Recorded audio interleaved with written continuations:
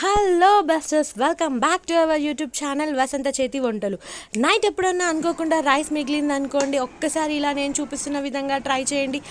Night మిగిలిన అన్నంలో కొంచెం సాల్ట్ వేసేయండి, దాని తర్వాత కారం వేయండి, దాని తర్వాత ముందే మనం చూపిస్తున్న విధంగా దాంట్లో కొంచెం అల్లం వెల్లుల్లి పేస్ట్ చేయండి. ఎప్పుడు తినే పులిహోర అన్నం కాకుండా ఫ్రెండ్స్ ఒక్కసారి ఇలా ట్రై చేయండి, మీకు డెఫినెట్గా నచ్చుతుంది ఫ్రెండ్స్. ఇప్పుడు దాని తర్వాత కొంచెం నిమ్మకాయ రసం వేసి అన్నంని అన్ని కలిపి పక్కన పెట్టుకోండి. దేనిలో ఇంతలోపు స్టవ్ ఆన్ చేసేసుకొని బాండి పెట్టేసుకొని ఆయిల్ వేయండి ఫ్రెండ్స్. ఆయిల్ హీట్ అయ్యాక దాంట్లో కొంచెం జీలకర్ర వేసేయండి.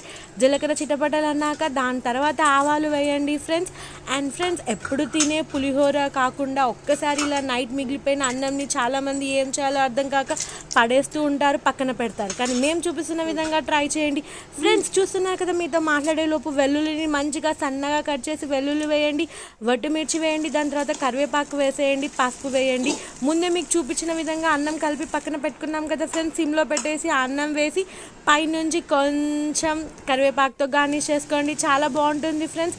ఇలాంటి మరి ఎన్నో మంచి వీడియోస్ కోసం మా ఛానల్ని ఎంకరేజ్ చేయండి, లైక్ చేయండి, షేర్ చేయండి, సబ్స్క్రైబ్ చేయండి. Thank you.